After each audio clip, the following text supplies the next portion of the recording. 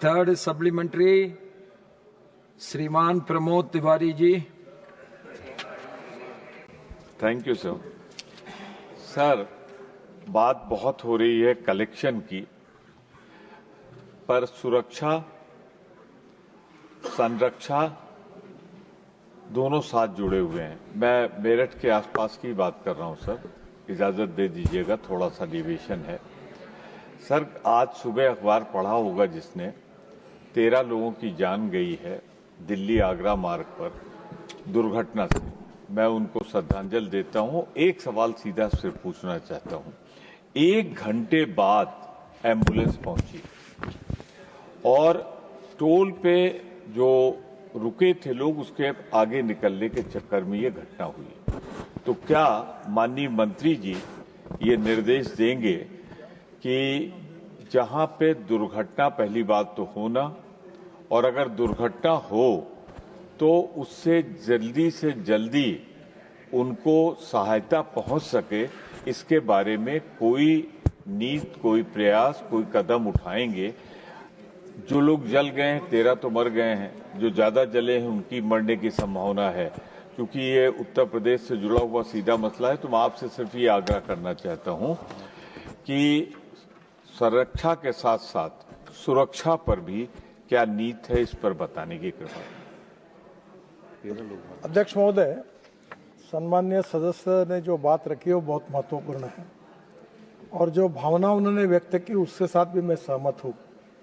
ये घटना Yamuna express highway पर हुई है, वो उत्तर प्रदेश सरकार का है, पर मैं ये नहीं कहूँगा। हमारे देश में 5 लाख एक्सीडेंट होते हैं, करीब 1,80,000 मौतें होती है, और मरने वालों की संख्या में 18 से 34 एज ग्रुप में 66% लोग मरते हैं। ये इतनी भयंकर बात है कि कोई दंगे में, कोई लड़ाई में कई लोग इतने नहीं मरते, इतने इसमें जा रहे हैं। और इसके कारण हम लोग लगातार, मैं ये भी मान्य करता हूँ, हम बहुत कोशिश कर रहे हैं, पर हमें सफलता नहीं मिली। इसमें रोड इंजीनियरिंग और ऑटोमोबाइल इंजीनियरिंग में बहुत सुधार हुआ। इसके बाद में एनफोर्समेंट के लॉ जो है हमने और स्ट्रिक्ट बनाया, फाइन बढ़ा दिए।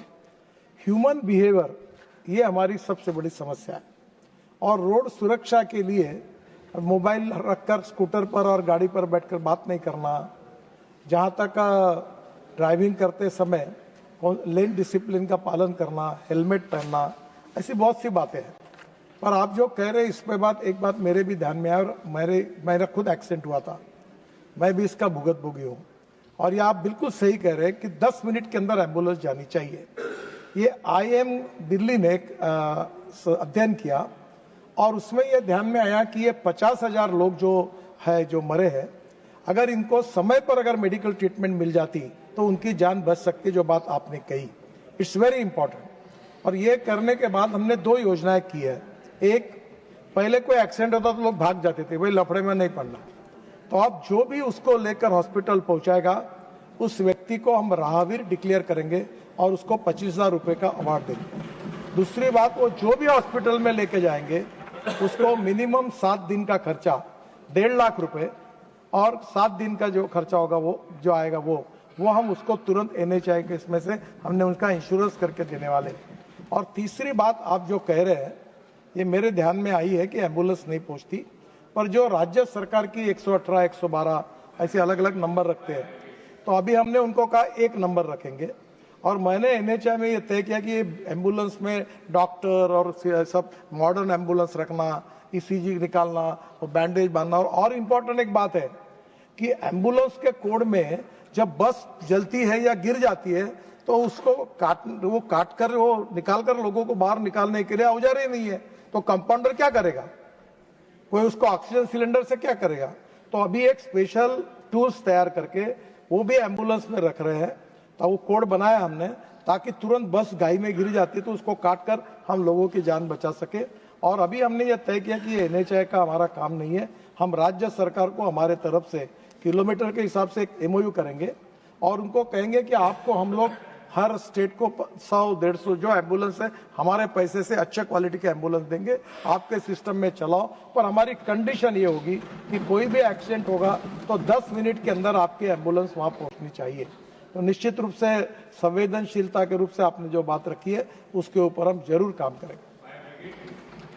Fourth supplementary, Sriman Maharaja Sajoba Lesamba.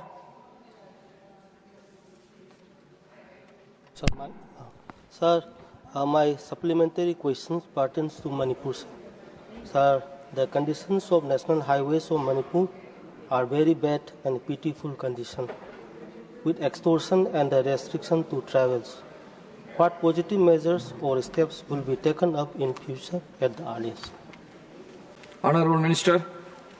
अध्यक्ष महोदय, मणिपुर में पिछले कुछ 2 साल में आपको पता है कि वहाँ कानून और व्यवस्था की स्थिति ऐसी थी कि लैंड एक्विजिशन नहीं हुआ, कॉन्ट्रैक्टर भाग गए, हमारे कॉन्ट्रैक्टर की इक्विपमेंट को आग लगा दी गई और उसके बाद में हमने काफ़ी कोऑर्डिनेट करके उसको क्लियर करके काम करने की कोशिश की।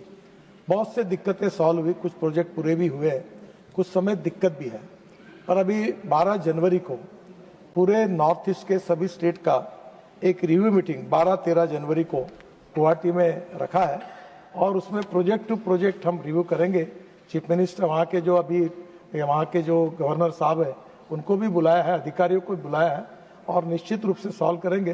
पर मैं आपसे एक अनुरोध करता हूँ कि पार्लियामेंट में मेरा क्वेश्चन आवर खत्म होने के बाद मेरे ऑफिस में सभी अधिकारी रहते हैं दोनों दिन, तो आप आज भी है, आप खुद आकर एक पत्र भी दीजिए अधिकारियों के सामने, आपकी बात कराकर जहाँ ज्यादा दिक्कत होगी वो प्रश्न आज के आज सुलझाने का मैं प्रयास करूंगा। Fifth supplementary, Sriman Santosh Kumar P. Thank you, sir. Sir, on seventh report of the CAG in the year 2023 is on the toll operations of National Highway Authority of India in South India. So there are a number of recommendations, suggestions in that report. So I would like to know the implementation status of the CAG reports. Honorable Minister. President, sir, the question is not related to the subject, but report is not with me. But on the basis of report, whatever the recommendation given by the CAG, the way in which we are now developing the new technology, that is multi-lane free flow, that is to be one of the important things where there is no loopholes, no frauds, no possibility of frauds. And that is the reason the system is totally digitalized, connecting to the satellite, direct transaction to the bank, and that's the reason now whatever the recommendation given by the CAG, by adopting this new solution, I feel that there will be no problem.